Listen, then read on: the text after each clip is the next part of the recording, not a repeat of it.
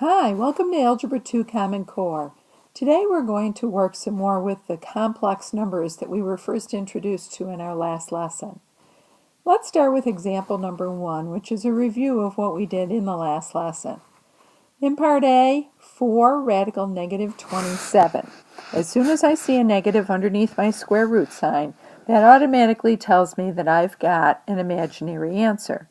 So I'm going to say 4 times, let's break up that 27 into the square root of 9 times the square root of 3. But now since it has a negative as well, I'm going to multiply by the square root of negative 1. Now technically we don't have to take that step where we rewrite with the square root of negative 1. As soon as we see a negative under the radical, we can replace with an I. So 4 times the square root of 9 is 3, so 4 times 3 is 12. And then I've got a radical 3, and then the square root of negative 1 is I. Be very careful when you write your answer. Never include the I underneath the square root sign. Let's go on to part B. 6 radical negative 80. So we're going to say 6 times, well, let's think about this for a minute. 80, can we think of a perfect square factor? How about 16 times 5? And again, as soon as we see the square root of a negative, I know that my answer is going to have an I in it. 6 times the square root of 16, so 6 times 4 is 24 radical 5 times I. So it should start to be second nature. When I see a square root of a negative, I'm automatically going to think this is an imaginary answer. Now how about part C? Don't add these two radicals together. They are not like radicals. Instead, let's simplify each and then see what we can do to add. So the square root of negative 36, are we seeing that right away as 6i? The square root of negative 64, that's going to be 8i. And now because I have two imaginary numbers, I can add those together, and I've got 14i. So you'll notice that all three of these answers are purely imaginary. They don't have a real part. What we mean by that is that the real part would really be 0. Now let's go to part D. For part D, I see that I've got some square roots of negatives, so I'm going to simplify those first. I also see that I can add together these two numbers. Make sure you carry the signs with the numbers. So 2 plus a negative 10 will give me negative 8. The square root of negative 7, well, 7 can't be broken down, but because I've got a negative sign there under the radical, I'm going to write that as I radical 7. And then the square root of negative 28, that's going to be I times the square root of 4 times the square root of 7. So this is giving me negative 8 plus I radical 7. We could also have put the I after the radical 7 plus 2I radical 7. So a couple different ways that we can write an imaginary when I've got a radical involved. So this would give me negative 8 plus, adding together the last two terms, these are like terms because they're both imaginary and they both have a radical 7. So when I add those together, I'm getting 3 radical 7 I. And again, don't get hung up on where the I is put in the imaginary part. I could have also said 3I radical 7. And again, make sure that you don't have the I underneath the radical sign. So notice that this answer is a complex answer versus the first three that were purely imaginary. Now we're interested in working with these complex numbers, so we're going to have to look at what happens when we do all the mathematical operations with complex numbers. The first set of operations, addition and subtraction, of course, follow the same rules. So for addition and subtraction, of course, we can only add or subtract like parts.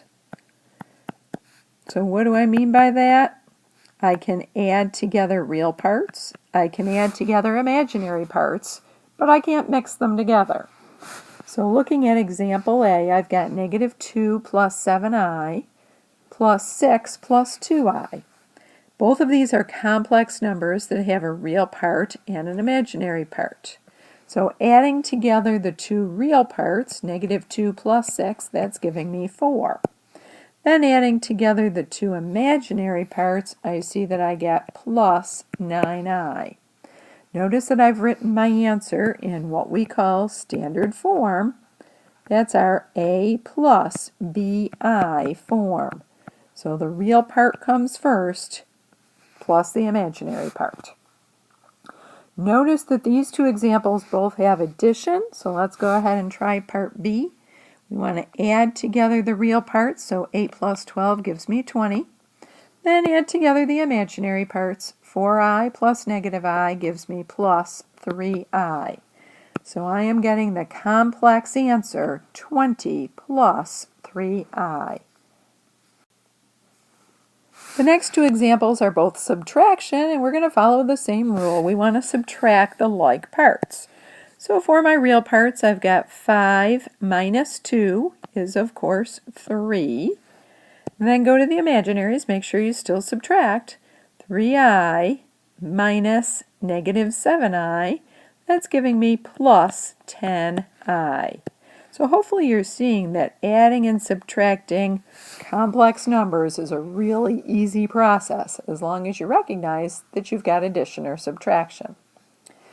Go to part D, negative 3 minus negative 8. That's giving me a positive 5 for the real part. For the imaginary part, 5i minus 2i.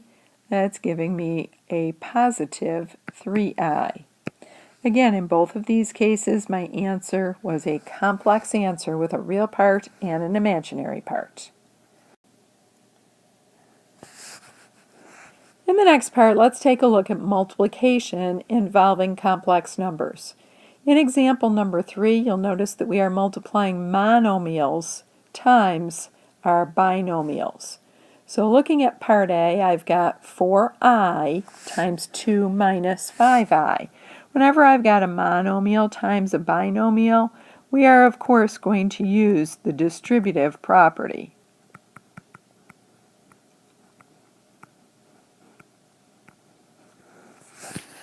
So 4i times 2, that's giving me 8i. And then 4i times negative 5i would be negative 20i squared. Now we never want to leave this answer like this. We want to put our answer in standard form with the real part first and then the imaginary part. So we need to simplify this. We notice that 20i squared, we're going to have to take a look at our I wheel again. And of course I squared can get replaced with a negative 1. So I've got 8i minus 20 times negative 1. When I multiply those together, I get a positive 20. I'm going to put that part first because that's the real part, plus 8i. So now I have my answer in standard form with the real part 20 and the imaginary part as 8i. Let's try part B. Now I can do one of two things. I can either simplify my 3i squared first, or I can distribute 3i squared times the binomial and then simplify my answers. I think I might simplify the 3i squared first. Again, recognizing that I squared can be replaced with a negative 1. 3 times I squared would be 3 times negative 1, or negative 3. Let's multiply that negative 3 times 6 plus 8i. So we have negative 18 minus 24i. I have this answer in standard form, so I'm going to stop right there. So notice that both of these answers are complex answers. Our question said, please identify what kind of answer you have. Let's go to part C. Negative 2i times 7i squared minus 4i. Now again, I can simplify my 7i squared first, or I can multiply through. Let's simplify that 7i squared. So I have negative 2i. I squared gets replaced with a negative 1, so that's going to make it negative 7 minus 4i. Go ahead and distribute. So negative 2i times negative 7 is positive 14i. Negative 2i times negative 4i plus 8i squared. Now let's go ahead and simplify that I squared. So I've got 14i plus 8 times negative 1. 8 times negative 1 is negative 8 plus 14i, standard form, and again, that's a complex solution. So that all of those examples talked about multiplying a monomial times a binomial.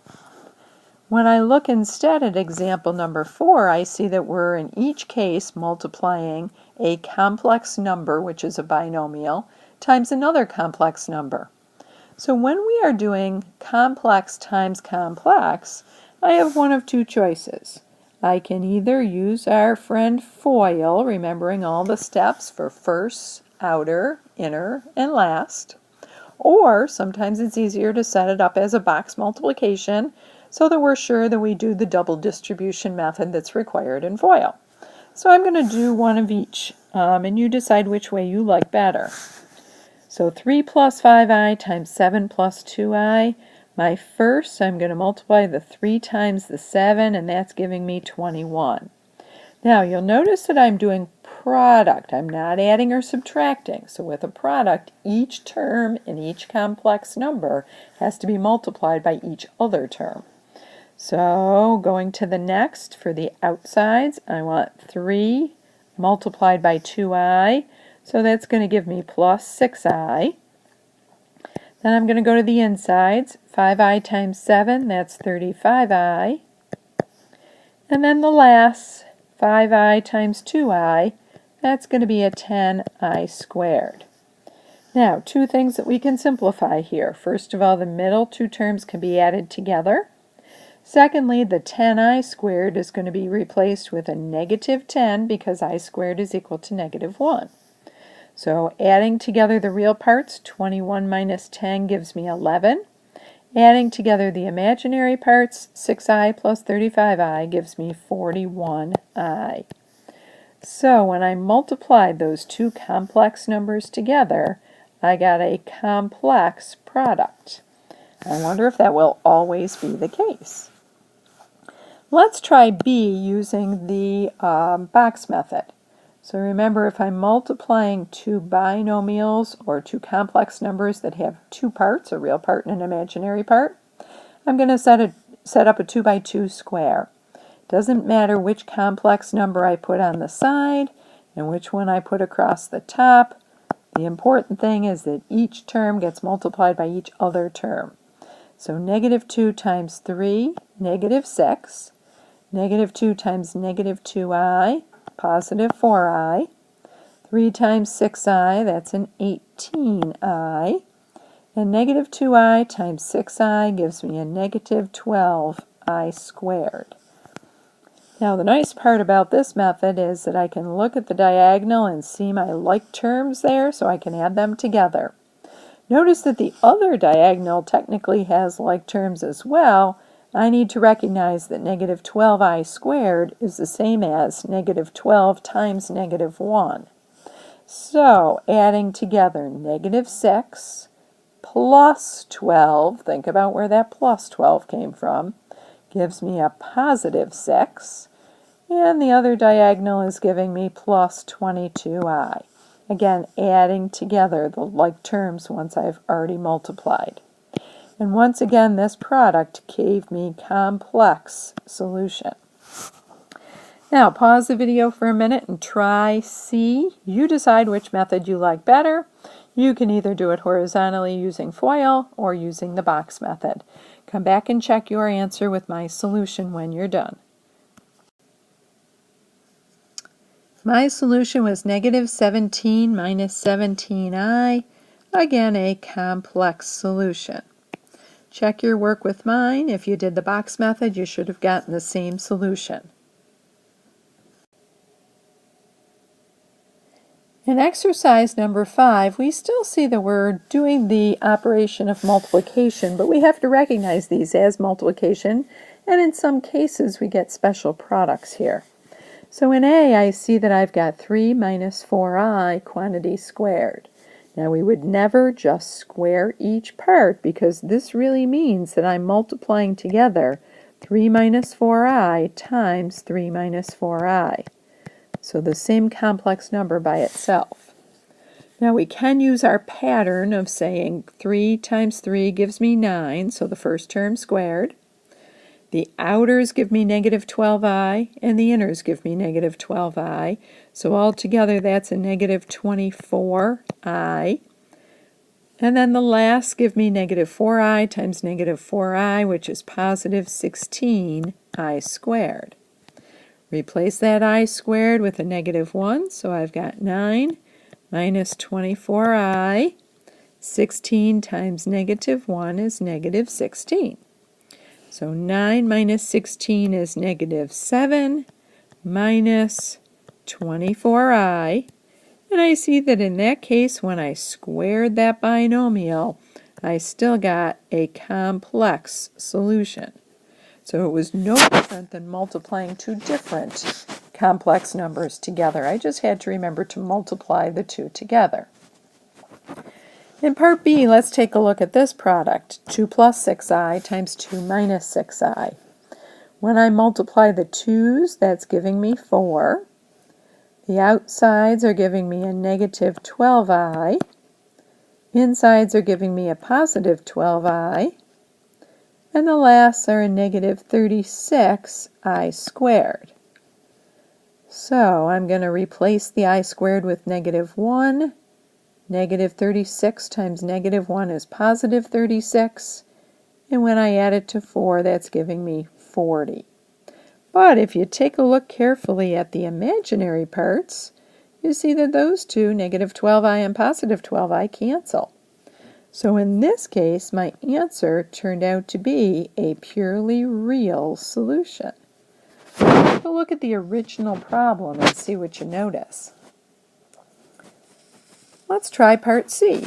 1 minus 5i times 1 plus 5i.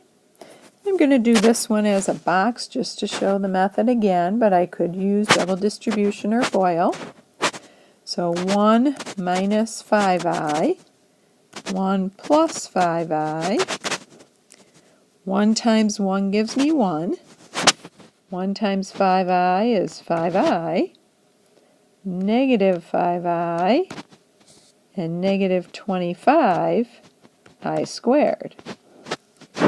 Now when I look across my diagonals, I see that those two numbers cancel. Going this direction, 1 minus 25i squared, replace that I squared with a negative 1, and I see that this solution is the number 26, which of course is again a purely real solution. Now we haven't seen that term again, complex conjugates. We had conjugates back when we were doing radicals. When I have complex conjugates, it's something like I saw in part B or part C. A conjugate, and in this case a complex conjugate, is when I have the same exact real part, but when my imaginary parts have the opposite sign.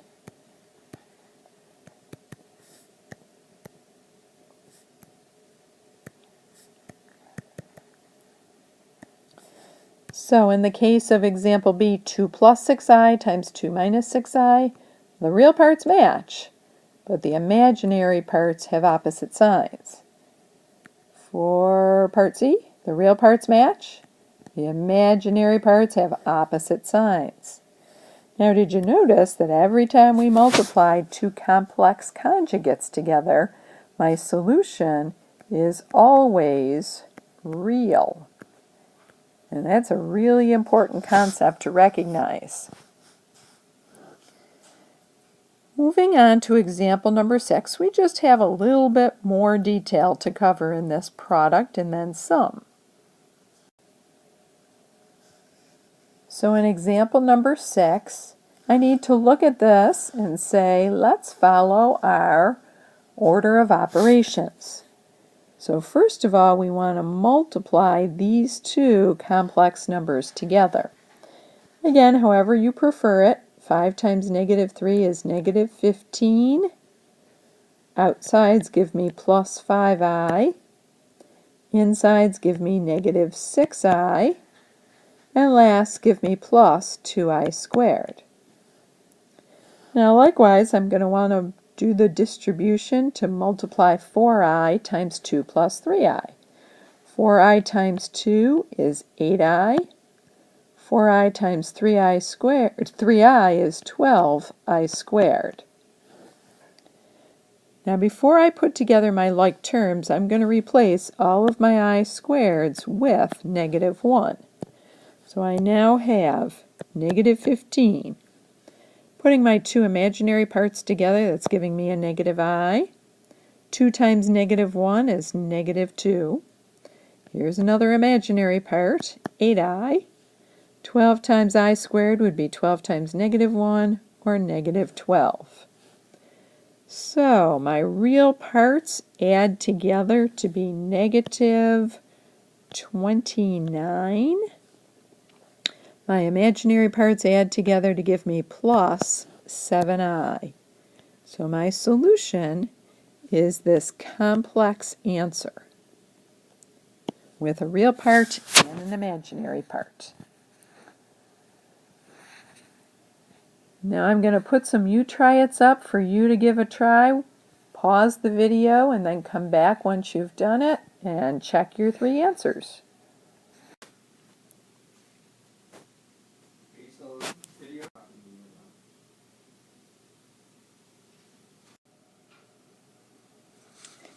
Here are my 3 solutions. In number 1, I got the real answer 26. In number 2, I got 22 plus 6i. And in number 3, be sure that you multiply those two complex numbers by each other. So I got 45 minus 28i. Let's take a look at the last example together. You'll notice that this time the problem has complex numbers, but it includes variables as well. So we want to multiply 2x plus yi times x plus 2yi. So I'm going to make a box for this, but again, you could just do the double distribution method. So I'm going to say 2x plus yi is going to be multiplied by x plus 2yi. So the first box would give me 2x squared. In the second box, I'm getting 4xyi. In the lower box, I'm getting 1xyi. And in the last box, I'm getting 2y squared I squared. So writing all these terms down, 2x squared plus 4xyi plus xyi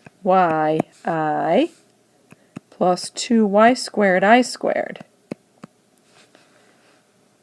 We can add together our like terms, so these two come together and give me 5xyi.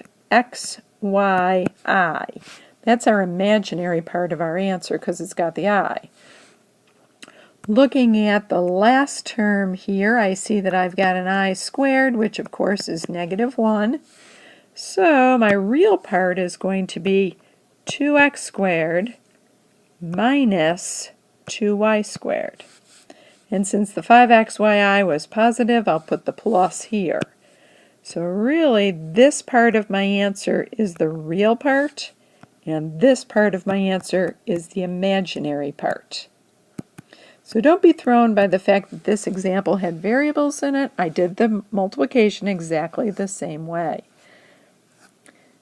So we've covered a lot with operations with complex numbers today. Be sure that you separate the ideas in your head between addition and subtraction of complex numbers versus multiplication of complex numbers. Be sure you look at the operation before you proceed to do the problem. We'll see you again tomorrow. Bye-bye.